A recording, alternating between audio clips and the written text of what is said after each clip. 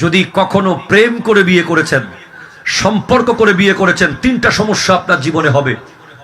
এক নম্বর সমস্যা হলো, সারা জীবন আপনি যদি রানী এলিজাবেথকেও ওরকম নারীও যদি নিয়ে আসেন, পৃথিবীর সবচেয়ে সুন্দরী সবচেয়ে ভালো ঘরের মেয়ে নিয়ে আসলেও আপনার বাবা মার অবাধ্য হয়ে যদি আনেন, তাদেরকে পছন্দ করার সুযোগ যদি না দেন, তাহলে মাঝে মধ্যে প্রায় সময় দেখবেন তারা একটা আফসোস করবে, ইস, আমরা যদি দেখে শুনে বিয়ে করাতে পারতাম।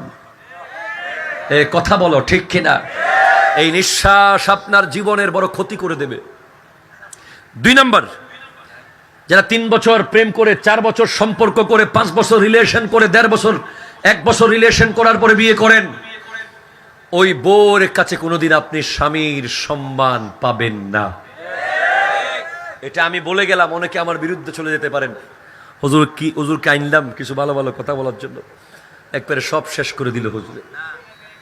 সম্মান পাবেন না, কারণ সেই মেয়ে আপনার আপাদে মস্তক সবকিছু জেনে গেছে। আপনার দুর্বল পয়েন্ট কি? আপনি যখন তখন যা তা তাকে ফোনে বলে দিয়েছেন, সবকিছু মেসেজে বলে দিয়েছেন, সবকিছু কিছু হলেই তারে ফোন দিয়ে দুঃখ বুঝাইছেন, সবকিছু তিনি রিজার্ভ করে রেখে দিয়েছেন। সময় মতো তিনি একটা একটা আপনাকে ছাড়বে, ঠিক কিনা কথা বলেন? 2টা জিনিস বললাম। 3 নম্বর সবচেয়ে মারাত্মক, যখন আপনার ছেলে মেয়ে বড় হবে, স্কুলে যাবে, কলেজে যাবে, রাস্তার মানুষ বলবে তোর বাপ মা পালিয়ে বিয়ে করেছিল, ঠিক কিনা বলেন না? তোর বাবা মার অবাধ্য হয়ে বিয়ে করেছে, জানোস তুই? তোর বাপ মারে আমরা কেউ রাজি ছিলাম না বিয়েতে, তারা নিজে নিজে বিয়ে করেছে। এটা যদিও জায়েজ কাজ, কিন্তু শুনতে বড় কষ্ট হচ্ছে। ওই ছেলে আর মেয়ের অবস্থা কি হবে যদি তাকে স্কুলের মধ্যে বন্ধুরা বা কোনো একজন মানুষ রাস্তায় বলে তোর বাপ মা তো প্রেম করে বিয়ে করেছে। এই কথা বলার পরে তারা মনে মনে চাইবে যে ইস, এমন কেন হলো? নাকি মা বাপকে বুঝাইতে পারবে, নাকি ওই ঘটনা আবার শুধরাইতে পারবে, না ওই মানুষকে জবাব দিতে পারবে? শুধু বুক ভরা কষ্ট নিয়ে বেঁচে থাকবে আপনার সন্তান। সেজন্য যুবক, হাত তুলে বলো, প্রেমের বিয়ে হবে নাকি পারিবারিক বিয়ে হবে? হাত তুলে বলো, কিসের বিয়ে হবে? পরিবার, বাবা মাকে রাজি করে শাদী করো, যেমন হোক, ঠিক কিনা বলেন? আরো জোরে বলেন। যুবকরা খুশি হয়ে গেছে, আল্লাহ খুশিকে কবুল করুন। আমি আজকেও জামিয়ার ক্লাসে বলেছি, উসুলুস শাসির মধ্যে হাত্তা তানকিহা জাওজান গায়রাহু, এই আয়াতের ব্যাপারে মাসলা ইস্তেমবাত করতে গিয়ে বিয়ের কথা এসেছে। সেখানে আমি স্পষ্ট করে বলেছি যে মনে রাখবেন, যারা প্রেমের বিয়ে করে, কিসের বিয়ে? এ জোরে বলেন, কিসের বিয়ে? মা বাবাকে না জানিয়ে বিয়ে করে চলে আসে।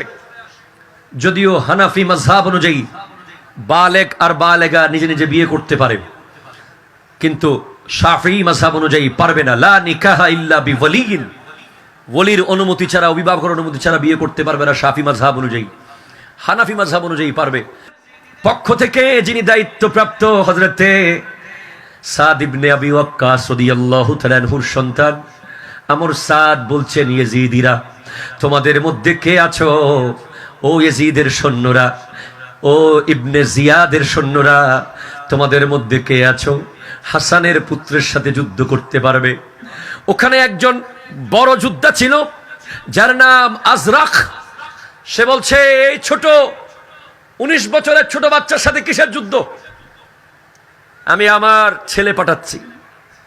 ওই যুদ্ধা 3-4টা ছেলে ছিল সেনার বাহিনীর ভিতরে, এজিদের সেনার ভিতরে। প্রথমে একজনকে পাঠিয়েছে, 1000 দিরহাম দিয়ে কিনা তলোয়ার, উপরে আরো 1000 দিরহামের বিষ লাগিয়েছে। গেছে, মনে করেছে 19 বছরের ছেলে কি যুদ্ধ করবে, কিন্তু তারা বুঝতে পারে নাই ওই 19 বছরের ছেলের রক্তের ভিতরে মাওলা আলীর রক্ত আছে। 19 বছরের ছেলে যাত্রার সন্তান নয়, সেই ইমামে হাসান পাকের সন্তান। সুবহানাল্লাহ, জোরে বলেন না। জি, এমন ভাবে তলোয়ার চালালো, কোমরের মাঝখান দিয়ে এক কোপ দিয়ে 2 টুকরো করে দিয়েছে।